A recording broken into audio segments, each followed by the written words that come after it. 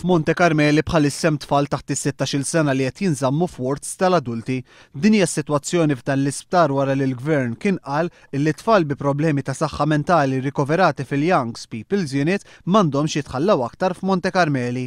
Fi stqarrija l-kelliema ewlenija s-saħħa Mary Louise Colleiro ikkundannat lill-Gvern għal dan kollu, fakret li bil-pressjoni li kien għamel il-Partit Laburista fix-xhur li għaddew, tfal taħt is-16-il sena tneħħew mill-wards tal-adulti illi kienu qegħdin fiha. Madankollu xi ftit tax-xhur wara hija qalet li din is-sitwazzjoni reġgħet irrepetit ruħha. Colleiro Preca qalet li din hija sitwazzjoni mill-aktar inkwetanti, qalet li l-kura wisq anqas l-ambjent ma jixraq lil dawn it-tfal.